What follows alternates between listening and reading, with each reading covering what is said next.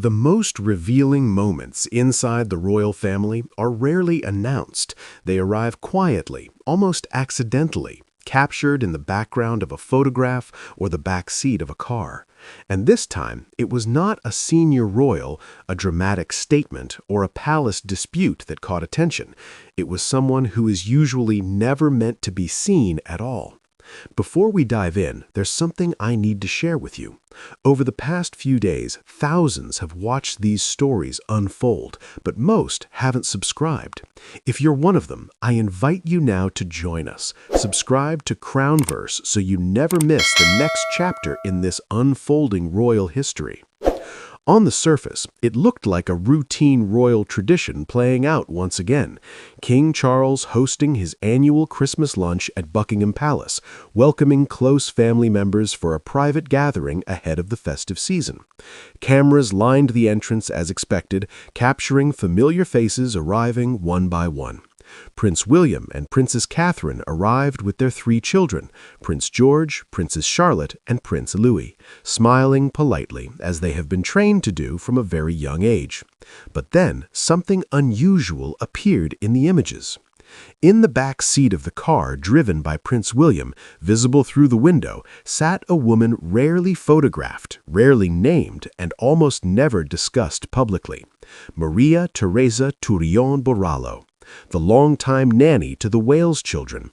Her presence, subtle as it was, immediately stood out to royal watchers, not because she is unknown, but because she is usually invisible by design. From a journalistic perspective, this is precisely why the moment matters. Royal household staff are intentionally kept out of sight. Their discretion is part of their professional identity, and the Wales family in particular is known for fiercely protecting that boundary.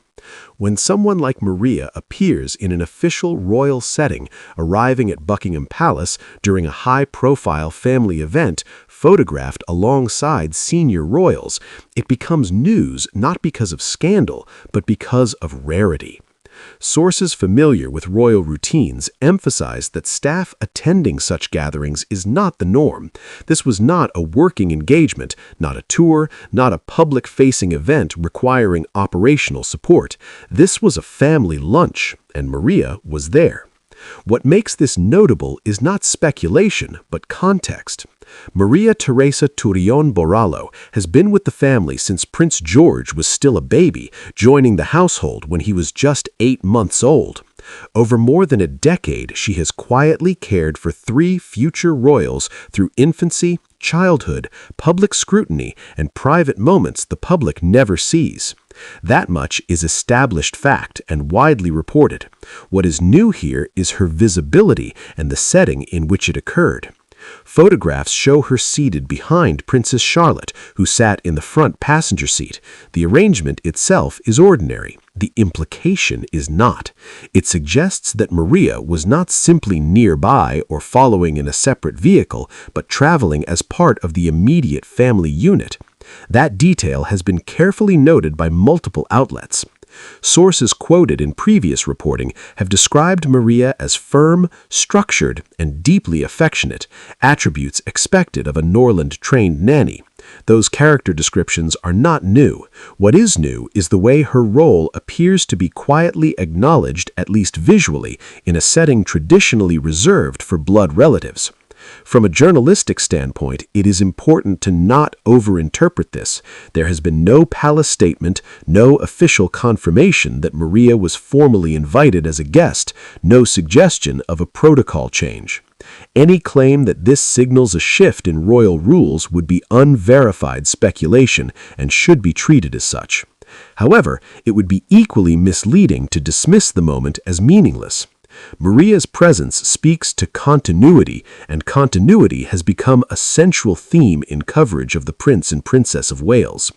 Over the past few years, the family has navigated major transitions, relocations, changes in household structure, and, most notably, Princess Catherine's health challenges.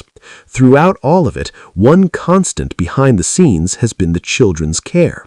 Sources have long emphasized that the Wales children are raised with a strong sense of routine and stability. Maria has been a key part of that system. Her appearance at the Christmas lunch reinforces that narrative without explicitly stating it. The article coverage also carefully revisits logistical changes in the family's living arrangements, not as breaking news, but as context. In 2022, when William and Catherine moved from Kensington Palace to Adelaide Cottage in Windsor, Maria stopped living full-time with the family due to the smaller size of the residence. This was previously reported and is not new information.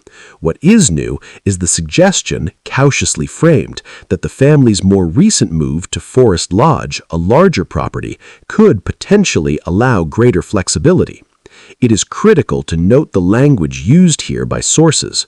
Words like might and could are doing heavy lifting. There is no confirmation that Maria has resumed living on site. Any assertion that she now stays overnight regularly would be speculative and unsupported by verified reporting. What journalists can responsibly say is this: Maria remains fully employed by the family, continues to travel with them, and is trusted enough to be included in sensitive, private family settings. Her professional background also plays a role in why this story resonates. Norland College, from which she graduated, is known not only for childcare education, but for rigorous training in security, first aid, and crisis response. This context is frequently referenced in coverage because it underscores why families like the Waleses rely so heavily on Norland nannies. The Mary Poppins meets James Bond nickname is not new nor sensational. It is institutional branding repeated over decades.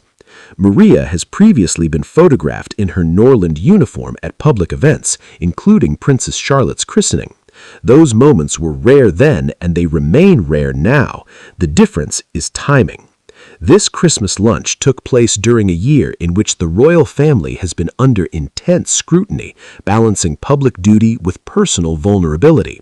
In that climate, even small gestures are amplified. Importantly, no reputable source suggests that Maria's appearance was intended as a message. There is no claim that this was a deliberate public signal. Any interpretation along those lines would be editorial, not factual. However, royal reporting often operates in the space between intention and perception matters. To the public, seeing the children's nanny included, even briefly, reinforces an image of a family prioritizing care, trust, and emotional continuity. That perception aligns closely with the public personas William and Catherine have cultivated for years. It is also telling what this story does not include. There is no palace drama, no internal conflict, no rebuttal, no controversy. In an era where royal headlines are often dominated by illness updates, legal disputes, or institutional strain, this story stands out precisely because of its quietness. Journalistically, this is a soft story, but not a trivial one.